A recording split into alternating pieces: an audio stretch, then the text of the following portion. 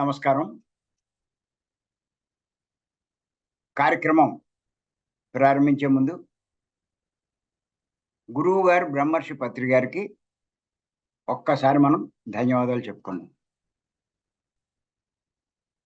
మనం గత కొన్ని రోజులుగా ఒక్క విషయమే చెప్పుకుంటున్నాం. ఏమిటంటే ఆ విషయం యోగీశ్వర్ల సందేశాలు. దాంట్లో భాగంగా కబీర్ చెప్పినటువంటి ఒక సందేశాన్ని మనం విశ్లేషించుకుంటున్నాం. ఏమిటంటే ఎవరైతే మరణించక ముందే మరణిస్తారో వారు అమరులు అవుతారు. ఇది కొంచెం అర్థం చేసుకోవడం చాలా కష్టం. అమరులు అవ్వడానికి, అమరత్వం పొందడానికి, ఆ మోక్షాన్ని పొందడం చాలా తేలిగ్గా అన్నట్టుగా కనిపిస్తుంది. ఏముంది, మరణించక ముందే మరణిస్తే మోక్షం వచ్చేస్తుందంటగా. అది అంత తేలికేం కాదు. మరణించక ముందే మరణించడం అంటే మరణించిన తర్వాత ఏం జరుగుతుందో జీవించి ఉండగానే తెలుసుకోగలగాలి.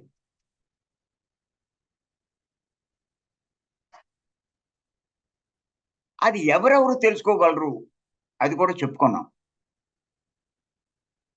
సహజంగా ప్రతి ఒక్కడు చనిపోయిన తర్వాత తెలుసుకుంటాడు ఏం జరుగుతుందో. దానివల్ల ఏం ఉపయోగం లేదు. ఎవరైతే మూడో కన్ను సంపాదించుకుంటారో వాళ్ళు తెలుసుకుంటారు. అది కూడా అంత తేలికైన వ్యవహారం కాదు. జ్ఞానం సంపాదించాలి. మరణం తర్వాత జరిగేది ఆ కంటికి కనిపించింది అంతా మనం తెలుసుకోవాలంటే అది ఆ మూడో కన్ను సంపాదించాలంటే అది కూడా చాలా కష్టం. కర్మలన్నీ రహితం చేసుకోవాలి. అప్పుడు చేసే తీవ్ర సాధన వల్ల అది సాధించవచ్చు. ఇప్పుడున్న సామాన్య స్థితిలో ఉన్న మన అందరికీ కూడా అది సాధ్యమయ్యే పని కాదు. ఇంకా ఎవరు తెలుసుకోగలరు? ఆత్మజ్ఞానం పొందిన వారు.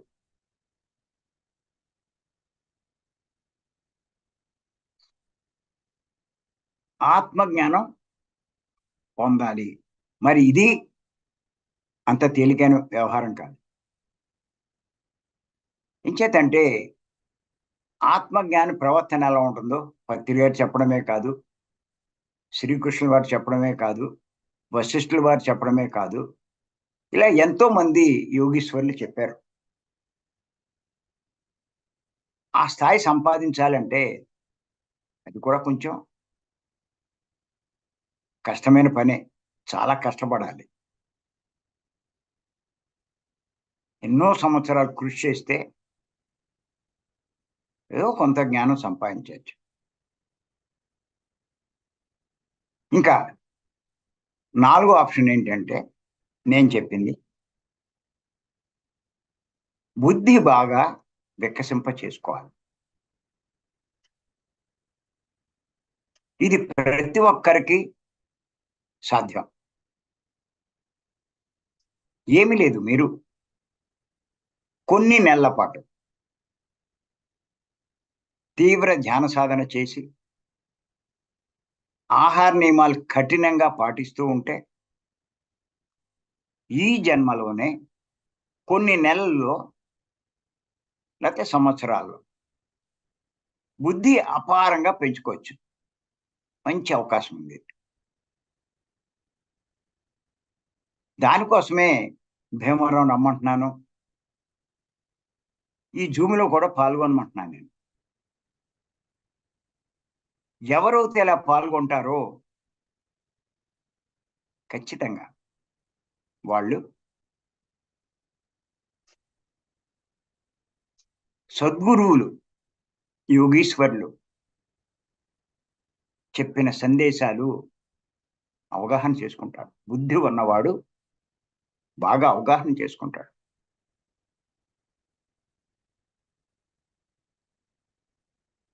దాన్ని బట్టి జీవితాన్ని మార్చుకుంటాడు. తను చేసే పనులు మారిపోతాయి. మాటలు మారిపోతాయి.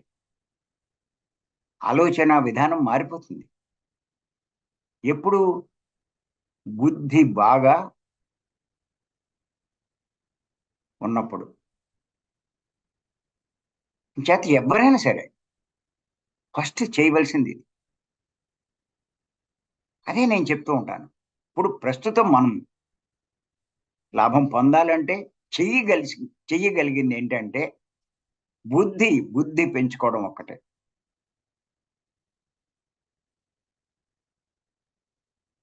దాని తర్వాత ఒక్కొక్కటిగా అన్ని మనకి సంపాదిస్తాం, పొందుతాం. కానీ ఫస్ట్ మనం చేయవలసింది బుద్ధి పెంచుకోవడం. అప్పుడు గొప్పవాళ్ళు చెప్పింది, యోగులు, యోగీశ్వరులు చెప్పింది, ఆ విషయాలు బాగా అర్థం చేసుకుంటారు. అర్థం చేసుకోవడం వల్ల ఆచరించగలుగుతారు. ఆచరించగలగడం వల్ల ఆ లాభం పొందుతారు. ఆయన చెప్పాడు కదా! ఎవరైతే మరణించక ముందే మరణిస్తారో అమరత్వాన్ని పొందుతారు. అంటే మరణిస్తారు అంటే మరణించిన తర్వాత జరిగేది తెలుసుకుని దాన్ని ఆచరణలో పెడతారో వాళ్ళు ఈ జన్మలోనే ఆ అమరత్వాన్ని సాధిస్తారు. మోక్షాన్ని పొందగలుగుతారు. ఎప్పుడు ఆచరించినప్పుడు. ఆచరణ ఎప్పుడొస్తుంది? ఆ జరిగింది తెలుసుకుని. చూడక్కర్లేదు వీళ్ళు. తెలుసుకుంటే చాలు. దాన్ని ఆచరిస్తే, అర్థం చేసుకుంటే పొందగలుగుతారు. చేత ఆ బుద్ధి ఉన్నవాడికి వాళ్ళు చెప్పినయన్నీ బాగా అర్థమవుతాయి. అది. అంచేత ఈరోజు మరణించిన తర్వాత ఏం జరుగుతుందో తెలుసుకున్నవాడి జీవితంలో ఎలాంటి మార్పులు వస్తాయి అన్న విషయాలు తెలుసుకుంటున్నాం. ఈరోజు ఇంకొక విషయం తెలుసుకుందాం.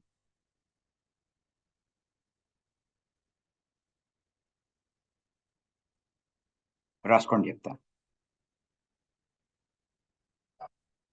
ఏం తెలుసుకుంటాడంటే ఏ విషయాల్లో తాను జీవితంలో నష్టపోతున్నాను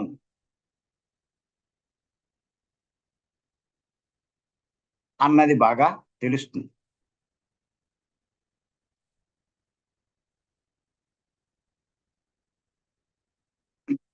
ఇంకా ఏం తెలుసుకుంటాడంటే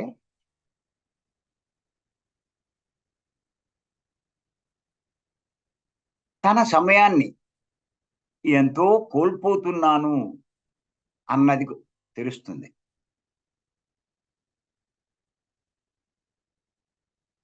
ఇంకా ఏం తెలుసుకుంటాడంటే తన ధనాన్ని వృధాగా ఖర్చు చేస్తున్నాను అన్నది కూడా తెలుస్తుంది.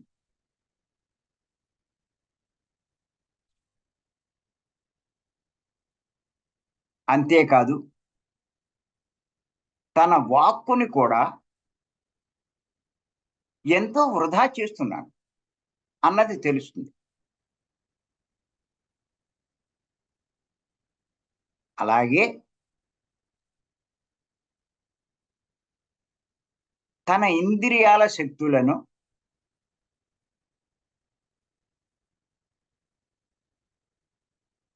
తన జీవితాన్ని ఎంతో వృధా చేస్తున్నాను అన్నది కూడా తెలుస్తుంది.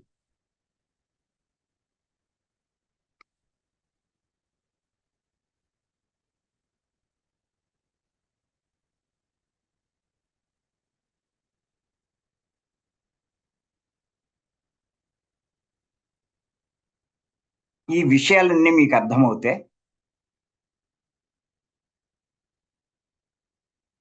మీరు నిజంగా ఆచరించగలుగుతారు. అమరత్వానికి దగ్గరవుతారండి మీరు. ఈ బాదరబందీలకి దూరం అయిపోతారు. ఎన్నో జన్మల నుంచి ఎదురు చూస్తున్నటువంటి ఆ దుఃఖానికి దూరం అవుతారు. ఎందుకు వచ్చింది ఈ జన్మ?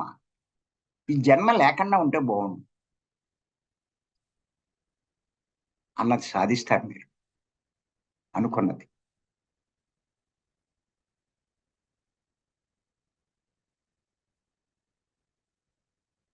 ముఖ్యంగా ఈ విషయాలు తెలుసుకోవాలి మీరు.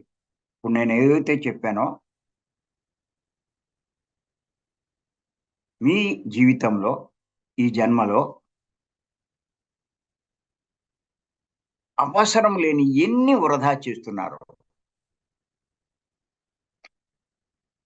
మీరు అర్థం చేసుకుంటే తెలుస్తుంది. సమయాన్ని నష్టపోతున్నాను తెలుస్తుంది. ధనాన్ని నష్టపోతున్నాను తెలుస్తుంది. తను మాట్లాడే మాటలు పత్రి గారు చెప్తారు కదా ఇక్కడ. ఎందుకు వృధాగా మాట్లాడతావు? ఊసిపోని కబుర్లు ఎందుకు? ఆ పక్క వాళ్ళతో ఈ పక్క వాళ్ళతో ఎందుకు? ఖాళీగా ఉంటే హాయిగా ధ్యానం చేసుకో. పక్కనున్న ఏ అమ్మకో ఫోన్ చేసి ఎందుకు అక్కలేని కబుర్లు అంటారు. ఆశమ్మ కవులు బోసమ్మ కవులు ఎందుకు అంటారు?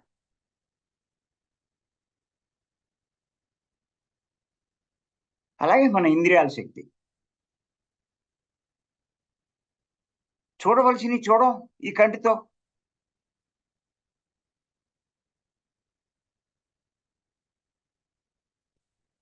ఆధ్యాత్మిక కార్యక్రమాలు చూడండి.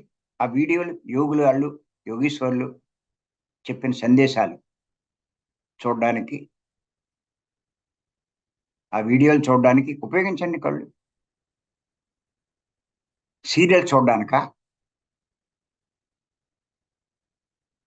మీ జీవితంలో ఎన్ని సీరియల్స్ చూశారో అంత జీవితాన్ని మీరు నష్టపోయినట్టే. ఇంకా కొంతమంది ఉన్నారు దానికి బాగా ఎడిక్ట్ అయిపోయి సీరియల్ తర్వాత సీరియల్, సీరియల్ తర్వాత సీరియల్, 2, 3 సీరియల్ చూస్తే గానీ అసలు నిద్రపడదు.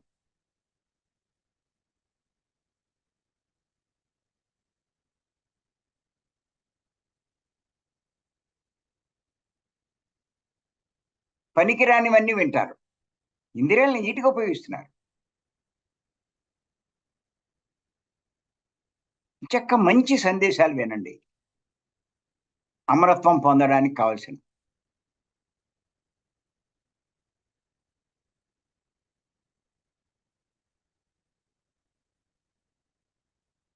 మోక్షం పొందడానికి కావలసిన వినండి.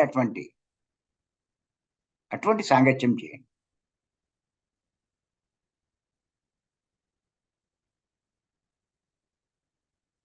మాటలు అయ్యాక ఇప్పుడు మనం చెప్పుకుంటాం.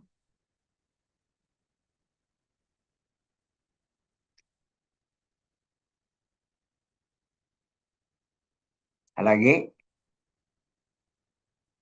జీవితాన్ని ఎంత వృధా చేస్తున్నాం.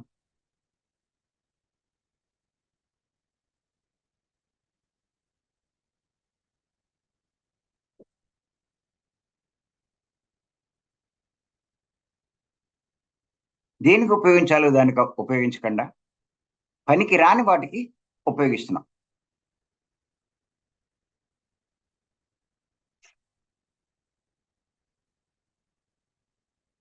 లేకపోతే ఇన్ని జన్మలు ఎందుకండి?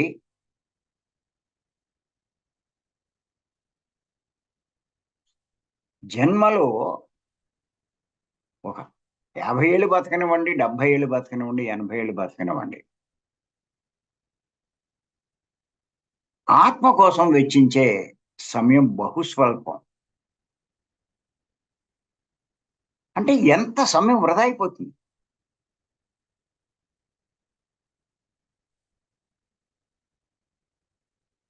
అందుకే మీరు గమనించండి. తన కుటుంబం అంటే భార్య, భర్త, పిల్లలు, దగ్గర బంధువులు వాళ్ళ కోసం ఎంత సమయాన్ని వెచ్చిస్తున్నాం. సరదా కోసం అవుతే, అవసరాల కోసం అవుతే, తప్పని వాటి కోసం అవుతే ఉంటాయి.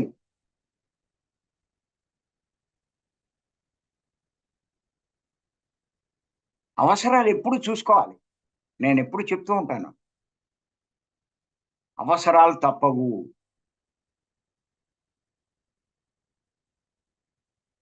వృధా సమయం వృధా చేయకూడదు. అదే నేను చెప్పేది.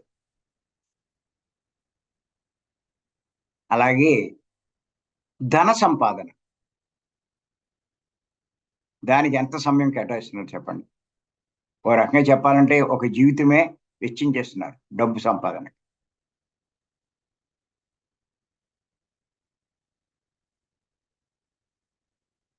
కొంతమంది బాగా కష్టపడాలి తప్పదు. కానీ కొంతమంది అవసరానికి మించి ఉన్నా ఇంకా సంపాదిస్తూనే ఉంటారు. దేనికంటే నా పిల్లల కోసం అంట. వాళ్ళకి సరిపడా ఉన్నా మళ్ళా సంపాదిస్తూనే ఉంటారు. ఏంటంటే మనవలు అంటారు. అరే పిల్లల కోసం కష్టపడుతున్నాడు, మనవల కోసం కష్టపడుతున్నాడు, తన కోసం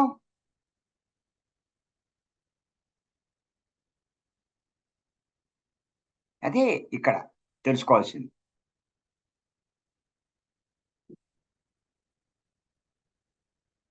నా జీవితంలోనే జరిగింది. 50 సంవత్సరాల పైచిల్లు అవసరానికి మించి ఉన్నా ఎంతో వృధా చేశాను.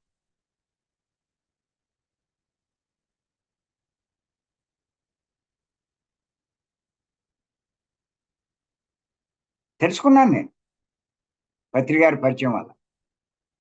వెంటనే వ్యాపారాన్ని మానేసి ఇంక అక్కడి నుంచి సమయాన్ని ఇక దేన్ని వృధా చేయడం మానేశాం. అలాగే ఇంకా కొంతమంది ఏం చేస్తున్నారంటే ఈ ధన సంపాదనకి అధర్మంగా వ్యవహరిస్తున్నారు.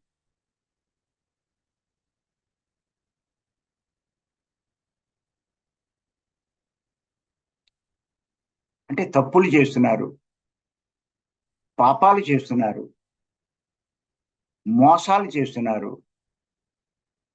దౌర్జన్యాలు చేస్తున్నారు. ఇలా అధర్మంగా సంపాదిస్తున్నారు. ఈ జన్మని నష్టపెట్టుకోవడం కాదు, చేసిన ఈ పనుల వల్ల తర్వాత జన్మల్లో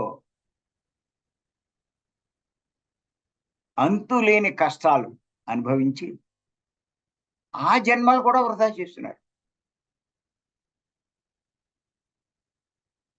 కష్టాల్లో ఉన్నవాడికి జ్ఞానం మీద ఎక్కడ ఉంటుందని దృష్టి ఎక్కడ పెట్టగలడు? ఎందుకు చేస్తున్నాడు ఇదంతా? ధన సంపాదన.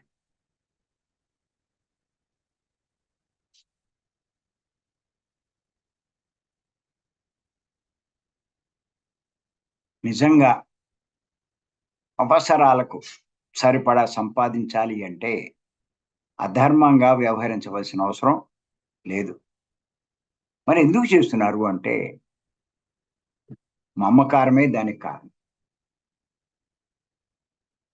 కుటుంబం కోసం అంటాడు, సుఖపడాలంటాడు. ఆ డబ్బు అంటే విపరీతమైన మమకారం. ఆ డబ్బు ఉంటే గౌరవం అంటాడు. విలువ ఉంటుందంటాడు. ఇలా ఎన్నో కారణాల రీత్యా అవసరానికి మించి సంపాదిస్తావు, సంపాదించడానికి చెయ్యకూడని పనులు చేస్తూ పాపాలు సంపాదించుకుంటూ ఎంత తెలివి తక్కువతనమండి. ఎంత సమయం పోతుందండి.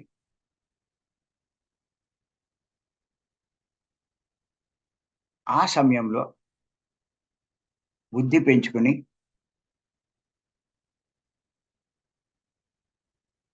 సద్గురువులు సందేశాలు వింటూ మరణం తర్వాత జరిగే విషయాలు అవగాహన చేసుకుంటే జీవితాన్ని ఎంత సరి చేసుకోవచ్చు, ఎన్ని జన్మలు తగ్గించుకోవచ్చు ఆలోచించండి.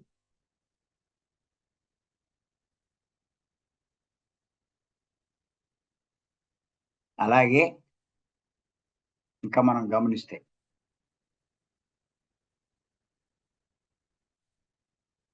పదవుల కోసం అయితే, పేరు ప్రఖ్యాతుల కోసం ఎంతమంది చూడండి జీవితాన్నే పణంగా పెట్టేస్తున్నారు. ఇంకా కొంతమంది గొప్పల కోసం ఎంతో సమయాన్ని వెచ్చిస్తున్నారు. యవ్వనంలో అయితే ఎంటర్టైన్మెంట్, ఎంజాయ్మెంట్.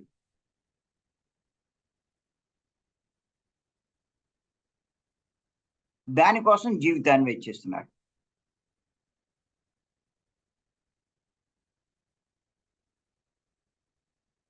ఇంకా చూడండి ఫంక్షన్లు అంటూ, పార్టీలు అంటూ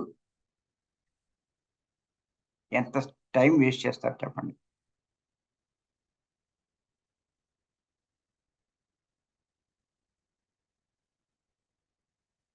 అది పత్రి గారు పరిచయం అయిన తర్వాత నాకు అర్థమైందండి. ఇవన్నీ కూడా యాక్చువల్గా ఎందుకు నా సమయాన్ని నేను వృధా చేసుకోవాలి. అబ్బాయి అంతకుముందు బాగోదు బాగోదు అనుకుంటే వెళ్ళేవాడిని. ఎవరికి బాగోదు, మళ్ళా ప్రశ్న వేసుకున్నారు, ఎవరికి బాగోదు.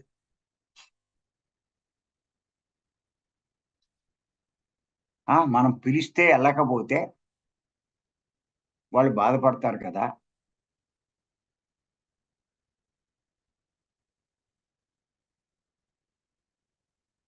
అని చెప్పి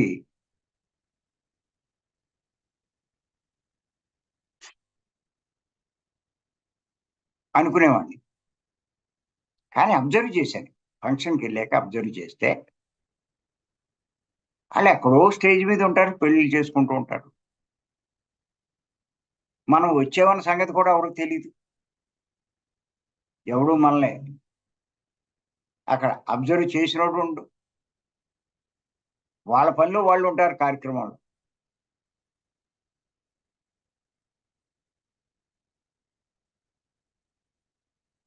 మనమే కాసేపు కూర్చోవాలి, ఇంకా బోరు కొడితే లేచి ఆ భోజనాలు టైం అవుతే మనమే వెళ్ళి భోజనం చేయాలి, తర్వాత కారెక్కి వెళ్ళిపోవాలి.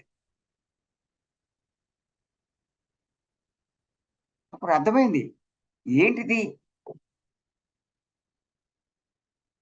ఇంకా ప్రత్యేకించి వెళ్ళి ఆడికి కనిపించి నేను వచ్చాను అని చెప్పి వెళ్ళాలి. అది చెప్పడానికి కూడా కొన్ని చోట్ల అది దొరకరు కూడా.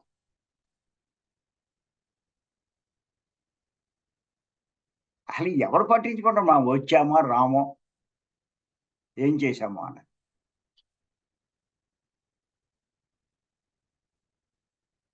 నిజంగా దానికి బదులు నాకు అనిపించేది, కొన్నాళ్ళు అలాగే చేశాను ఆ రకంగా కూడా. ఆ పెళ్లికి ముందు వెళ్ళి ఒకసారి కనిపించి వచ్చేసాం, లేదంటే పెళ్ళి అయిన తర్వాత వెళ్ళి ఒకసారి కనిపించేవాడు.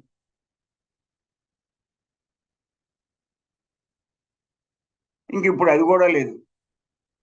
ఎవడేమనుకుంటే నాకేంటి. కొన్నాళ్ళు అందరూ చనిపోయేవాళ్ళే, అనుకునేవాళ్ళు చనిపోతాడు, వెళ్ళాలనుకునేవాడు చనిపోతాడు. ఏమీ ఉండదు. ఇప్పుడు ఇంకా బాగా అర్థమవుతుంది. అంతా కలే అని. ఎన్ని కల్లో జరిగేవే అని.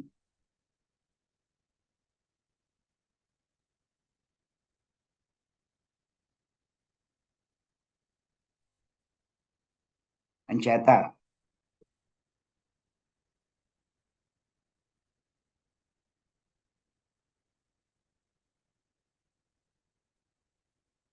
అంచేత ఏంటంటే ఈ ఫంక్షన్లు పార్టీలు అంటూ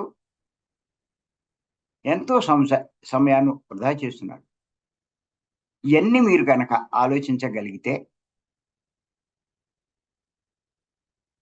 మీరు నిజంగా తెలివైన వాళ్ళు అవుతే ఒక రమణ మహర్షి వారి జీవితాన్ని మనం చూసుకున్నట్లయితే ఆయన దేనికి ప్రాముఖ్యం ఇవ్వాల, ఆత్మకు తప్ప దేనికి ప్రాముఖ్యం ఇవ్వాల. ఆయన జీవితాన్ని పూర్తిగా ఆత్మకే కేటాయించారు. ఆయన శరీరాన్ని ఆత్మకు లాభం కలిగించే ఈ ధ్యాన సాధనకు కేటాయించారు. ఆయన వాక్కులు ఈ జ్ఞానాన్ని బోధించడానికి ఇతరులకి ఉపయోగించాడు. ఆయన ఈయన ఉంటే కొన్ని పుస్తకాలు చదివేవాడు చేసి. ఆయన ఇంద్రియాలు, ఆయన సమయం అన్నీ ఆత్మ కోసం కేటాయించాడు. అందుకే అంత గొప్పవాడయ్యాడు. అంచేత మీరైనా సరే ఈ దృష్టిలో పెట్టుకుని కొంతైనా ఆత్మ గురించి ఆలోచించండి. అంతేకాని వృధా చేయొద్దు. మీరు బుద్ధి బాగా పెంచుకుంటే ఆ బుద్ధే నడిపిస్తుంది మిమ్మల్ని ఆత్మ వైపు. ఎవరు అక్కల మిగతా ఆసక్తి ఉండవు, ఏ ఆసక్తి ఉంటుంది. అలాంటి వాళ్ళే మీరందరూ.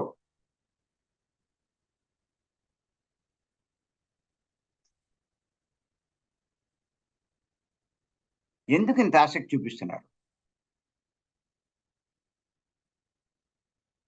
ఆ స్థితిలో ఉన్నారు కాబట్టి. దాన్ని బాగా పాలిష్ పెట్టుకుంటే ఎన్నో జన్మలు తగ్గిపోతాయి మనందరికీ కూడా. ఇప్పుడు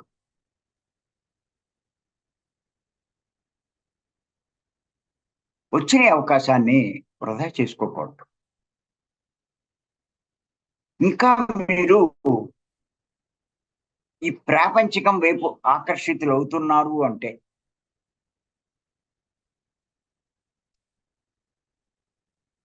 ఖచ్చితంగా బుద్ధి ఇంకా మార్చుకోవాలని చెప్పి తెలుసుకోండి. సాధన పెంచండి, సరిపోతుంది. లోపాలు ఏమైనా ఉన్నాయా, ఆహార లోపాలు కానీ ఇంకే లోపాలు, వాటిని సరి చేసుకునే ప్రయత్నం చేయండి. ఖచ్చితంగా సక్సెస్ అవుతారు.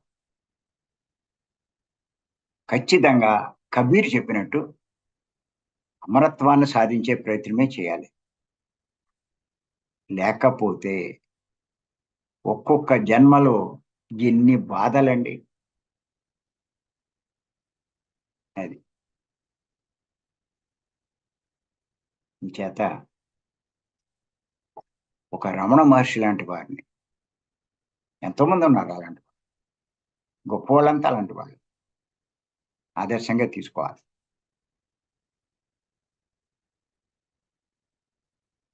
ఇక మరొక్కసారి చెప్తున్నాను, బుద్ధి పెంచుకోవడం చాలా చాలా ముఖ్యం. ఎవడైనా సరే పదే పదే చెప్తున్నాను. దానికి కొన్నాళ్ళు తీవ్ర సాధన చేయండి, కొన్ని నెలలు తీవ్ర సాధన చేయండి. బుద్ధి బాగా పెరిగితే అదే మిమ్మల్ని నడిపిస్తుంది. ఎవ్వరూ చెప్పక్కలా, మిమ్మల్ని ఎవ్వరూ కన్విన్స్ చేయక్కలా, పొద్దున్నే మిమ్మల్ని ఎవరూ లేపక్కలా. పుస్తకాలు చదవమని ఎవరు చెప్పక్కలా, ఈ వీడియోలు వినమని ఎవరు చెప్పక్కలా, మీ బుద్ధే లోపల నుంచి మీకు చెప్తూ ఉంటుంది. అది మరి కబీర్ చెప్పినటువంటి ఈ మరణించక ముందే మరణించాలి, ఈ విషయం గురించి ఎన్నో రోజులు చెప్పుకుంటున్నాం. రేపు ఇంకా ఈ సబ్జెక్ట్ ఆఫ్ చేసి కొత్త విషయాలు చెప్పుకున్నాం. మరి అవకాశం నాకు ఇచ్చిన మీ అందరికీ